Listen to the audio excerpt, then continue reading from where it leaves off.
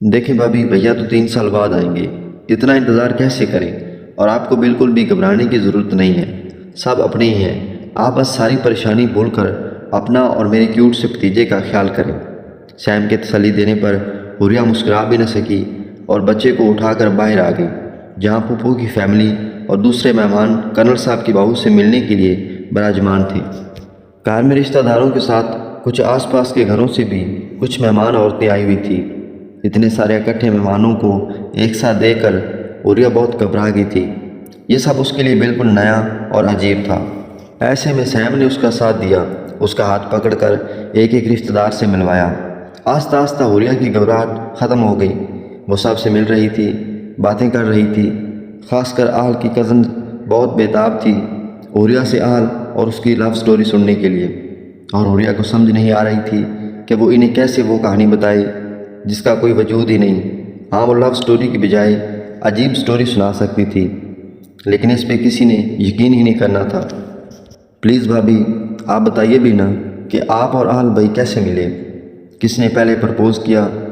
آل کی ایک کزن نے بڑے اشتیاق سے پوچھا۔ تبھی ساتھ والے گھر سے مسز ملک، جو کب سے ان کی باتیں سن رہی تھی، اپنی عادت کے مطابق بول اٹھی۔ شاباش، بڑی اچھی باتیں پوچھی جا رہی ہیں، شرم تو ہے ہی نہیں آج کل کی بچیوں میں۔ ارے میں کہتی ہوں کون سا اچھا کارنامہ کیا ہے انہوں نے جو تم لوگ بھی سبق لینے کے لیے کلاس لگائے بیٹھے ہو؟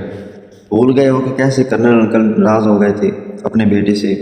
پورا سال شکل تک نہیں دیکھی، بچہ بھی ہو گیا تب جا کر اسے معاف کیا۔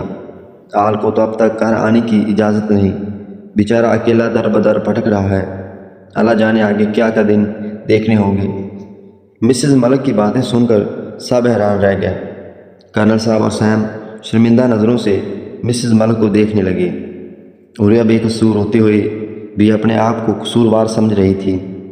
کرنل صاحب اور سیم کے چہرے دیکھ کر اسے مسز ملک پر شدید غصہ آیا، اور اس نے مسز ملک سے کہا، بالکل ٹھیک کہا آپ نے کہ ہم نے کوئی خاص اچھا کام نہیں کیا، جس کا ہمیں بہت افسوس بھی ہے، لیکن ہمیں ہماری غلطی کا احساس بابا کے غصے کی وجہ سے ہوا۔ ہمارے بابا ہم سے ناراض نہیں تھے، وہ بس تھوڑے سے غصے میں تھے، بالکل ویسے ہی جیسے دنیا کے ہر ماں باپ اپنی اولاد کی غلطیوں پر غصہ ہوتے ہیں، اور جب اولاد کو غلطی کا احساس ہوتا ہے تو وہ انہیں سینے سے لگا لیتے ہیں۔ ٹھیک ہمارے بابا نے بھی ایسا ہی کیا ہے۔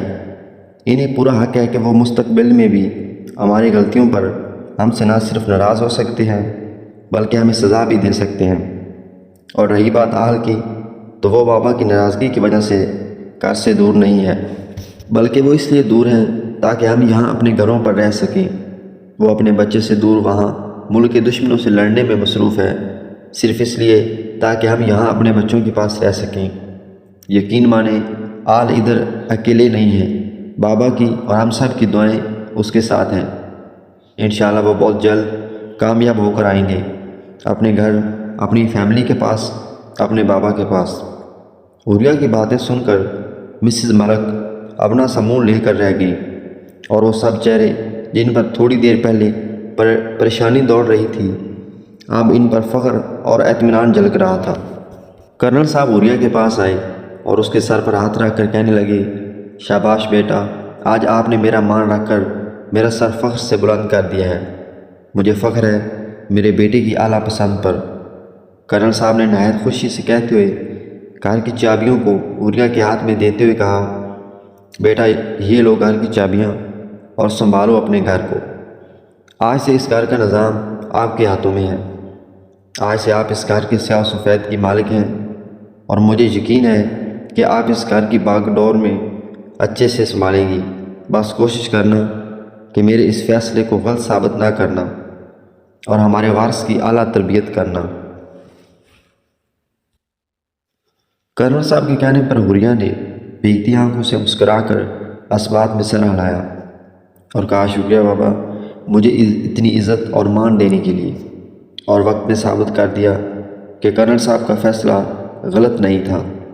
عوریہ نے اس گھر کو سنبھالنے اور احمد کی پرورش کرنے میں اپنی جان لگا دی، اس گھر کو اپنا سمجھ لیا اور اس بن ماں کے بچے کو سینے سے لگا لیا، بغیر کسی رشتے کے، اس کے اور اس گھر والوں سے بہت مضبوط رشتے بن گئے۔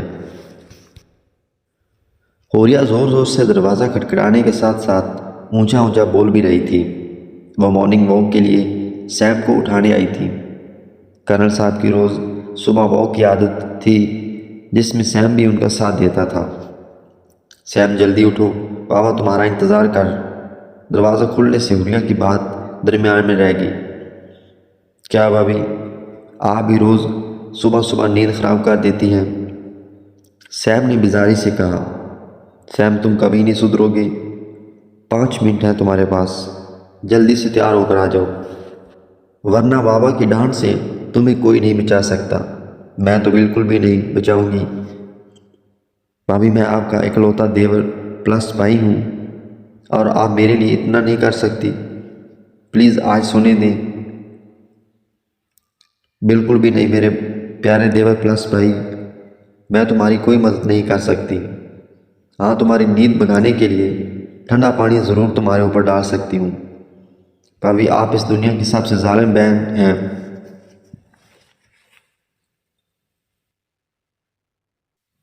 دیور جی، آپ اس دنیا کے سب سے اچھے بھائی ہیں، لہٰذا اپنی ڈرامے بازی بند کریں اور تیار ہو کر 3 منٹ میں نیچے آئیں۔ تب تک میں بابا کو باتوں میں لگاتی ہوں۔